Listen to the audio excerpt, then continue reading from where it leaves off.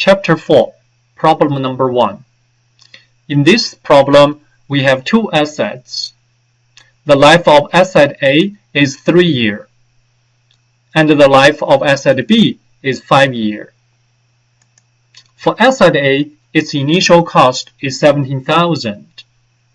To figure out the first year depreciation, we multiply 17,000 by 33%, which is the depreciation rate based on table 4.2. So the annual depreciation in year 1 for asset A is $56.10. In year 2, we multiply initial cost by 45% to figure out the annual depreciation in year 2, so on and so forth. For asset B, it has 5-year life, so based on table 4.2, the first year depreciation rate is 20%, and we multiply 45,000, the initial cost for asset B, by 20%, so the depreciation for asset B in year 1 is 9,000.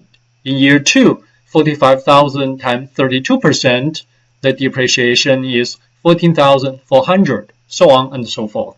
Chapter 4, Problem number 4. In this example, we need to find out the operating cash flow. We are given the amount of the assets of the firm, 190,000, and also we know this asset is in the 3rd year of depreciation, and this asset has a 5-year life. Below in the table, we are given a bunch of numbers. Please note, we will not need the accruals numbers and some other balance sheet numbers such as the current assets and even the interest expense from the income statement. Now let's do it. To figure out the operating cash flow, we begin with the top line from an income statement, which is the sales. The sales number is given from the previous table, 400,000. Then we subtract the total costs. This number again is from the previous table, 290,000. In the book, this number is also called the cost of goods sold. After subtracting the total costs, we need also subtract the depreciation. The depreciation of this asset in year 3 is equal to its initial cost, 180,000, times 19%, the depreciation rate find out in the Macker's table. So the annual depreciation for this asset is 34,200. Once we subtract depreciation and the costs from sales, we will get the earnings before interest and tax. That number is 75,800. Then we need to pay tax. The tax rate is given as 40%. So if you multiply 40% by 75,800, the tax liability for this firm is 30,320. So subtract tax from earnings before interest and tax. We will get net profit after tax. And this number is 45,480. To get the operating cash flow, we need add back the depreciation because depreciation is a non-cash item. So the operating cash flow is equal to 79,680. What is the effect of depreciation on the firm's cash flow? Because depreciation reduces taxable income, therefore it reduces the tax liability of the firm, and as a result, it increases the cash flow of the firm. Chapter 4, Problem number 6. In this example, we are given the balance sheet in both 2012 and 2011. In addition, we know the income statement. So we need to figure out the two cash flows and the net operating profit after taxes. First, the net operating profits after tax is equal to EBIT times 1 minus the tax rate. EBIT from the income statement is equal to 2,700. Tax rate is 40%.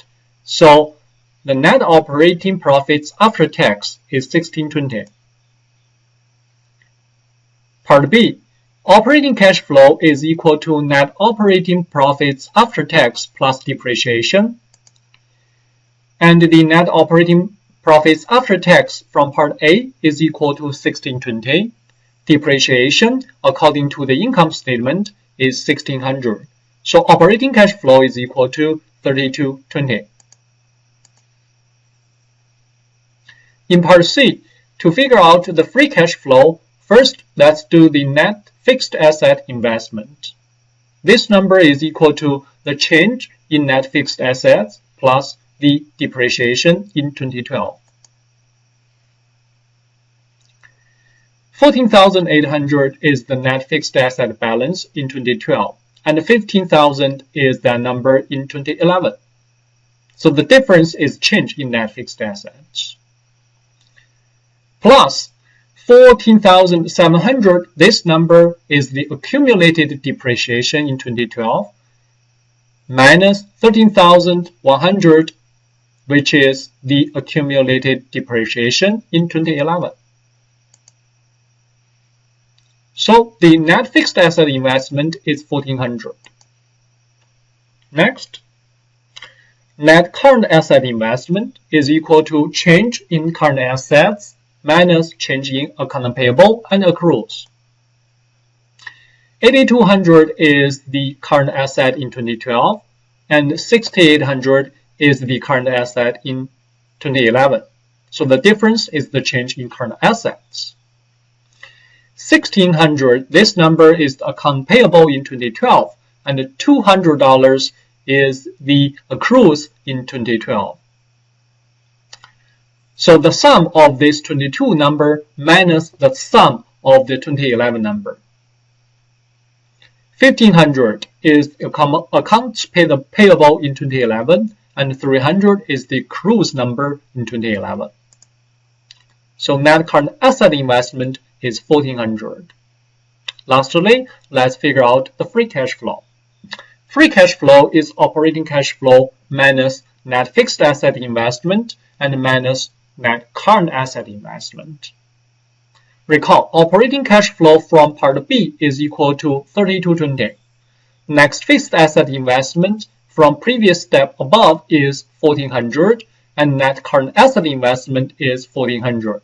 So the firm's free cash flow is 420.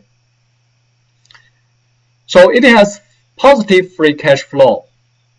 The reason is because the firm's operation generates 3220 operating cash flow, and out of it, the firm uses $1,400 of it to invest in long-term assets and another $1,400 in current asset investment. So after the investment, the firm still have $420 left. That's the so-called free cash flow. Free in the sense that this $420 is free to be distributed to stockholders of creditors.